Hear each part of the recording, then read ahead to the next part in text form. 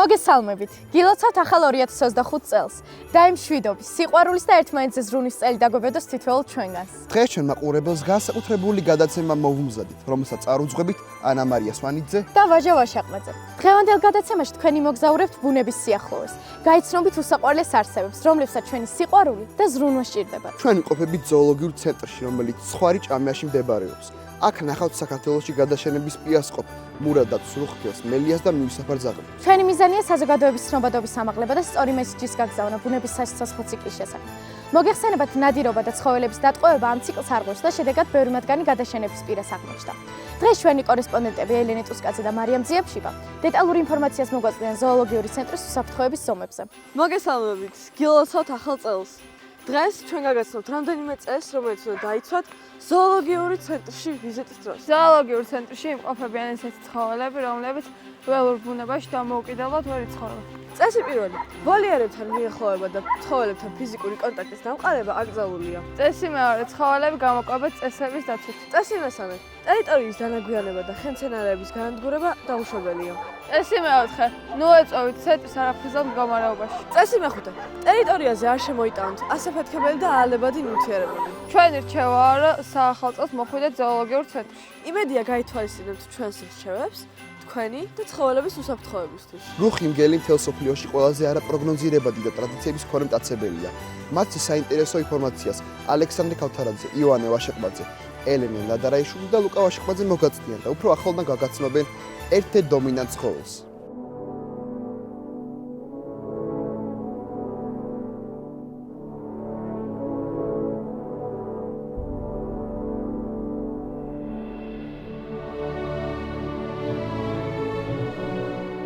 გელი ძაღლისებრთა ოჯახს მიკუთვნება და ტრადიციული ცხოვრების ცხოვრობს.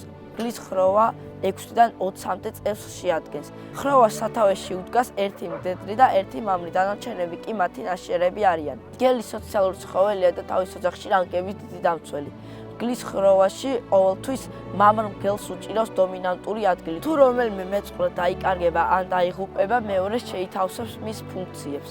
მართველი ადგილისთვის ბრძოლა ყოველთვის აქტუალურია. თითოეულმა მგელმა იცის ხროვაში თავისი ადგილი. გლის ხროვაში ხშირია ეგრეთ წოდებული სოციალური რიტუალები, რომლის დროსაც მთავარმა მგელმა უნდა დაამტკიცოს უპირატესობა. წინააღმდეგ შემთხვევაში მას შეცვლის სხვა მგელი. ხროვის ყველაზე ახალგაზრდა წევრები, რომლებსაც ყველაზე დაბალი რანგი აქვთ, ხშირად ტოვებენ საკუთარ ოჯახებსა და ახალი ხროვის შესაქმნელად მეგობრებს ეძებენ. ასეთი ობლები, როგორც წესი, ძალიან ახალგაზრდები არიან და ბევრი ხეტიალი უწევს. მოხეტიალე მგელის სილოს გვერდია ავაროს სხვა ხროვის ტერიტორიებს. წინააღმდეგ შემთხვევაში მას შეიძლება უთანხმოება მოუვიდეს ამ ხროვის წევრებთან, რაც შესაძლოა ფატალური აღმოჩნდეს მისთვის. მიუხედავად იმისა, რომ გლის ხროვის წევრები ერთმანეთში ხშირად ჭკუებენ და უპატიჟებელი სტუმრის დანახვისას ერთად იკვრებიან და მტერსებზიან. ამიტომაა, რომ ელულად მოხეტიალე მგელს მეტი ყურადღება მართებთ. შემოდგომასა და ზამთრის პერიოდებში გლის ხროვა მოხეტიალე ცხოვრებას ეწევა, თუმცა მაინც ინარჩუნებს საკუთარ ტერიტორიებს. მგლები ყნოში გრძნობენ ამა თუ იმ ხროვის დანიშნულ ტერიტორიას და თავს არიდებს მას. ერთმანეთის ადგილმდებარეობის გარკვევის მეორე მეთოდი ყმუილია.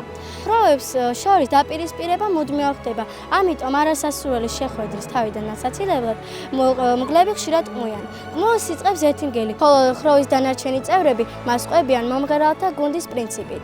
ეს იმდენად სასიამოვნოა მგლებისთვის, რომ ეს მათთვის ერთგვარი გამანჯანსაღებელი პროცესია. ზამთრის მიგრაციის დროს მგლების ხროვის ყმუილი მუდმივ ხასიათს ატარებს. ამით ისინი ხვდებიან თუ რომელი ტერიტორიებია დაკავებული. თუ ხროვა მცირერიცხოვანია და სუსტი, ის სიჩუმეს ამჯობინებს და ტყეში მალულად ხეტიალობს, რათა არ გადააწყდეს თავისე ძლიერ მოწინააღმდეგეს. ამავე მიზეზით ეული მგლები, როგორც წესი, თავს იკავებენ ყმულისგან. მგელი ადვილად ადაპტირებადი ცხოველია. მას შეუძლია იკავოს ყველა ფრთის დაჭირასაც მოახერხებს. ზაფხულში მგლის საკვებს წარმოადგენს ჩიტი, ბაყაყი, ხოჭო და ზოგჯერ ხილი. ხშირად მგელი იკვებება ლეშითაც. ნადირობისას მგელი ირჩევს დიდი ზომის წყალს, რათა სრულად დაინაზღაუროს დახარჯული ენერგია. ეული მგლის შოულები მსხვერპლს წარმოადგენს, მცირე ზომის ირემი ან ცხვარი. ხროვა კი ცდილობს, რაც შეიძლება დიდი ზომის მსხვერპლი მოინადიროს. თუ სანადირო მთელი ხროვა გადის, მათ შეუძლია დაემორჩილოს 500 კილოგრამამდე წონის დიდი ცხენი ირემის, რომელიც 10 ჯერ მაინც აღემატება მგლის წონას. ასეთი ნადავლის დაჭერას და შთანთქმისთვის საჭიროა სიძლიერე, ენერგია, გამედაობა და გუნდური თანადგომა. როდესაც მგლის ხროვაში შეიგზავს მსხვერპლის დაკვალებას, მისი ყველა წევრი წუთი არ ჩდება დანიშნულების ადგილას. ტრიალ მინდორში მგელი მაშინვე შეტევაზე გადადის, ხოლო ტყეში კი ადვილია მსხვერპლთან მიყავა. ნოსვის გამოყენებით მგლების ხროვა უსაფრთხოება მსხვერპლს და ალყაში აქცევს მას. მგლები ჩვეულებრივ არ ერჩიან დიდი ზომისას დასრულ და ჯანმრთელ ცხოველებს. მგლის ძირითადი ნაწილი ნადავლად ირჩევს ძალიან ახალგაზრდა, ძალიან ბებერ, სუსტ, ავადმყოფ ცხოველს. მგლების ნადირობას დაკვირვებისას ჩანს, რომ მგელი ყოველთვის თავს ეწყმის ჩამორჩენილ ცხოველს, რათა მარტივად მოიპოვოს საკვები, მაგრამ ყოველთვის შედეგიანი არ არის ნადირობა. მგლის შანსები ნადირობისას გაცილებით მაღალია გუნდური მოქმედების დროს. ამ დროს 2 ან 3 მგელი ჩასაფრებულია, ხოლო დანარჩენი მგლები თავს ეწყმის მსხვერპლის ჯოგს. პანიკას ჩაგდებენ და მაგისაკენ იტყუებენ. პირველი საკვებს მიირთმევს ხროვის ლიდერი. იგი ნაკუწებად აქცევს მას, რის გამოც მთლიანად სიცხეში ისვრება. ხოლო ამის შემდეგ აქვს სხვა მგლებს ჭამის უფლება. თუ ნოყიერი სადილის შემდეგ კიდევ არ ჩანს საკვები, მას მიწაში ფლობენ მომავალისათვის, ან უბრალოდ თავს არებებენ. სადილის შემდეგ მგელი უახლოეს წყაროზე პირს იბარს. შემდეგ იძინებს. გაღვიძებული ისე იწყებს საკვებზე სრუნავს. თუ ხროვაში ამ პერიოდისთვის არსებობს დედა მგელი და მისი ლეკვები, თითოეული წევრი ზრუნავს მათ გამოკვებაზე და საჭირთ ამარაგებს მათ ბუნაგში. ჩვეულებრივ მგელი მიირთმევს 10 კილოგრამდე ხორცს ეს ჭამაზე. ხშირად ნადავლის ბეწვას და ტყავსაც მიირთმევს. ზოგჯერ რამოდენიმე დღეს შეერი დაწოდის, რადგან ნადირობის პროცესი საკმაოდ რთული და ხშირად უშედეგოა. მგელს ნადირობის დასწავლა სჭირდება. თუ კი 3 თვის ასაკამდე დედა და მამა მგელმა ლეკვს ნადირობა არ ასწავლა, მან შესაძლოა ვერასდროს ინადიროს. თითოეულ ხროვას ნადირობის საკუთარი მეთოდი აქვს. ეს ჯგუფური მოქმედებაა, სადაც ყველა მონაწილეს თავისი როლი აქვს. ამიტომ ძნელი ადამიანმა მგელს ნადირობა ასწავლოს, რადგან ეს ართულებს ბუნებაში მათ დაბრუნების პროცესსაც. ადამიანის ცნობიერებაში მგელი ბოროტმოქმედია, თუმცა რეალურად ის ჩვეულებრივი ცხოველია, რომელიც გადარჩენას და საკვების მოპოვებას ცდილობს. თუ კი ბუნებაში არ არის საკმარისი რაოდენობის საკვები და მგელი ტყეში უპატრონოდ მიშებულ საქონელს ნახავს, ის რა თქმა უნდა მის მოპოვებას ეცდება. სწორედ აქედან იწყება ის კონფლიქტი, რაც საქართველოში საკმაოდ მძაფრად იგრძნობა. პერიოდულად გაისმის ხოლმე მგლის განადგურების მოწოდება, მაგრამ ჩვენ არ ვიცით, რა შედეგები შეიძლება მოყვეს ამას და რა მიმართულებით განვითარდება ეკოსისტემა ბალანსის დარღვევის შემთხვევაში. ტყეების გაჩეხვამ, უკანონო ნადირობამ და დატყვევებამ ის ცხოველები გადაშენების პირას მიიყვანა. გიო ცერცოძე, დანიელ მურადოვი და გიორგი მიხანაშვილი მურადათვებზე ძალიან საინტერესო ფაქტებს გაგვაცნობენ.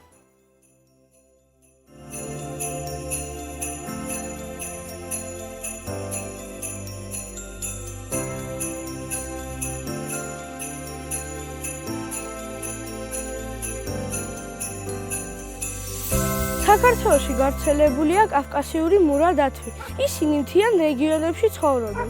ძირითადად ირჩევენ ტყიან ზონებს, ალპურ მდელოებს და ჭაობიან ტერიტორიებს, სადაც საკვების და თავშესაფრის მოპოვება ემართებათ. ზოგჯერ სახლდებიან მდინარეების და ნაკადულების მახლობლად.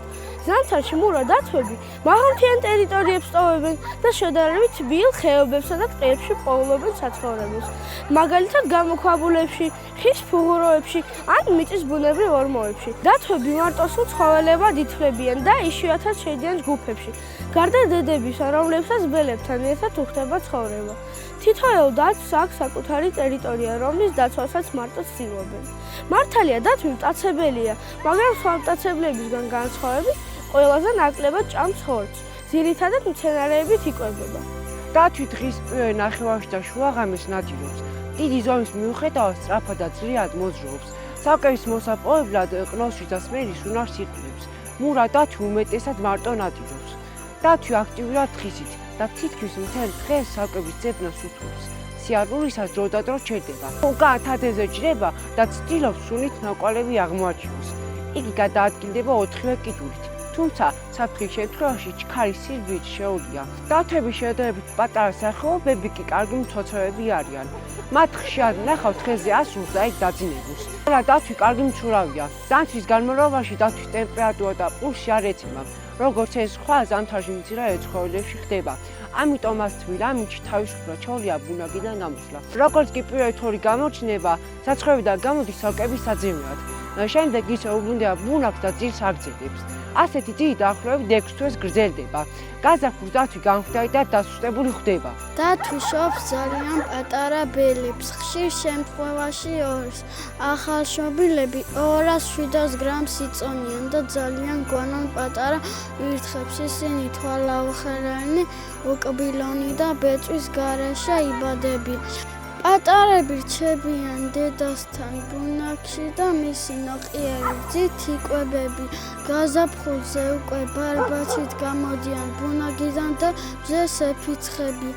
დედა დათვი ველებზე ზრუნავს 2-3 წლის განმავლობაში. პატარები დედას მიჰყვებიან და მისგან სწავლობენ საკვების მოპოვებას, საფრთხეების თავიდან აჩლებას და თავდაცვას. ახლა კი დროა გავიცნო ცხოველი, რომელიც ქართულ ლიტერატურაში გვხვდება როგორც ყველაზე სუნაგი და ცბიერი არსება. მარია შულაია, ნატალი შეყელაძე, ანისია კლდიაშვილი და ანა ვაშაკიძე მოგითხრობენ თუ როგორია მელიას გაპრებს მიღმა.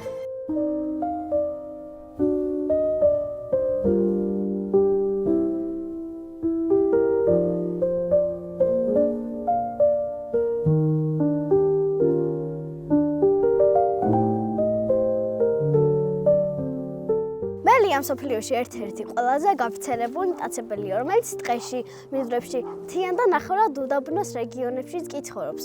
მისი ადაპტაცია საშუალებას აძლევს იცხოვროს ადამიანების სიახლოვესაც. ველურ პირობებში მელია საშუალოდ 3-დან 6 წლამდე ცხოვრობს და სულ კომფორტულ გარემოში მათი სიცოცხლის ხანგრძლივობა შეიძლება 10 წლამდე გაიზარდოს. მელიის გარემოს დაცვითი როლი დიდია. ის არეგულირებს მცირე მტაცებელთა და მავნებელთა პოპულაციებს. მელა როგორც ეკოსისტემის ნაწილი ადამიანებისთვის არაპირდაპირ სარგებელს ქმნის. მელას კვება დამოუკიდებულია ეკოლოგიურ ნიშაზე. მისი რაციონი მოიცავს როგორც ცხოველურ, ასევე მცენარეულ საკვებს. ძირითადად ნირთვებს პატარა ძუძუმწოვრებს, თაგვებს, კურდღლებს, ფრინველებს, ქვეწარმავლებს, მწერებს. ასევე სეზონურად მიირთმევს ხილს, კენკრას და თესლის მარცვლებს. მისი საკვების ძიება ადგილობრივ პირობებზეა დამოკიდებული. იცოდით, რომ მელა ძალიან ცნობის მოყვარეა. სოფლის ერთ-ერთი მთავარი გამავრცელებელია. უყვარს ბურთებით ან სფერული საგნებით თამაში. მათი უახლოესი ნათესაობის, გამგლებისა და ძაღლებისგან განსხვავებით, მელა მარტოხელა ცხოვრების წესით ცხოვრობს. მელას ისეთი ყნოსვა აქვს, რომ თოვლის საფარქვეშ 1 მეტრის სიღრმეზე გრძნობს თაგვის სუნს. მელა შეუძლია გაუჩერებლად იბინოს მთელი ღამის განმავლობაში. არქტიკულ მელას შეუძლია გაუძლოს ულტრადაბალ ტემპერატურას -70 გრადუსს. მელას შეუძლია დაახლოებით 40 სხვადასხვა ბგერის გამოცემა. მელია შვილები ბუნების საოცარი ნაწილია, რომლებიც ადრეული ასაკიდანვე ავლენენ გონიერებას, სიფხისრეს და ცნობის მოყვარეობას. მელა საშუალოდ 3-6 ნაშიერს შობს ერთ თაობაში. ისინი დაბადების მომენტში ბრმადა და უცველები არიან და მთლიან დედაზე არიან დამოკიდებული. პატარა მელები, რომლებსაც ლეკვებს უწოდებენ, ცხოვრობენ სოროში. ისინი სწრაფად იზრდებიან და რამდენიმე კვირაში იწყებენ გარე სამყაროს გაცნობას. დედა მელიას დიდი როლი აკისრია მათ აღზრდაში. იგი მათ ასწავლთ ნადირობას, საფრთხეებისგან თავის დაღწევას და დამოუკიდებლად ცხოვრებას. პატარა მელები ბუნებით ენერგიულები არიან. ისინი თამაშისას სწავლობენ ისეთ უნარებს, რომელიც მომავალში გადარჩენისათვის დასჭირდება. დაახლოებით 6 თვეში ისინი დამოუკიდებლები ხდებიან და იწყებენ საკუთარ ტერიტორიაზე ცხოვრებას. გაინტერესებთ, რა სარგებელი მოაქვს მელას ეკოსისტემისთვის? მისი არსებობა მნიშვნელოვანია ბუნებისთვის. მელა იკვებება მღრღნელებით, რომლებიც ფერმებსა და ბაღებს აზიანებენ. ხშირად შეექცევა ლეშს, სამით ასუფთავებს გარემოს და ამცირებს სხვადასხვა დაავადებების გავრცელების რისკს. ქცევა და ადაპტაციის უნარი საინტერესოა ბიოლოგებისა და ეკოლოგებისთვის. მასზე დაკვირვება ხელს უწყობს ბუნების უკეთ შესწავლას. მათ არ აქვთ ნდობა ადამიანების. ისინი ხშირად შიმშილით, უამრავი დაავადებებით ან სიცივით იღუპებიან. უფრო დეტალურ ინფორმაციას მიუსაფარი ძაღლების შესახებ ელისაბედ მსხვილაძე და ანასტასია ალანია მოგვაწვდიან.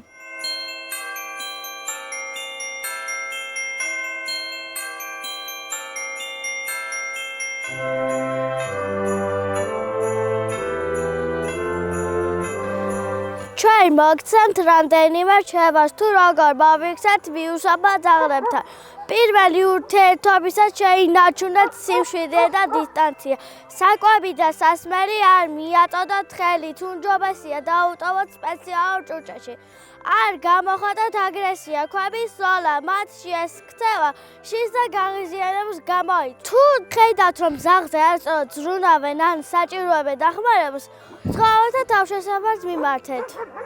იცით, როდის ამიუსაბარძახლი საშიში, როდესაც ადამიანი ხმარობს, იმუქრება ან კვეთ მოძრავებს აკეთებს. თუ ძაღლი მეტუცურია და ცდილობს ლეკვების დაცვას, ჯაწე გავრთნილი ძაღლები ყველაზე აგრესიულები არიან. როდესაც ცობი ან სხვა სერიოზული დაავადებები აქვს. მიუსაფარი ძაღლები არა მხოლოდ პრობლემას წარმოადგენენ, არამედ შესაძლებლობასაც გავხადოთ ისინი საზოგადოების სითბოს და ზრუნვის ნაწილი. ჩვენ შეგვიძლია დავეხმაროთ მათ ღირსეული ცხოვრების დაბრუნებაში. ამით ჩვენი გადაცემა დასასრულს მიუახლოვდა. შეგახსენებთ, ჩვენ შეგვიძლია დავნერგოთ ზრუნვის კულტურა და გავხადოთ ეს სამყარო უკეთესი ადგილი ყველა ცოცხალი არსებისთვის.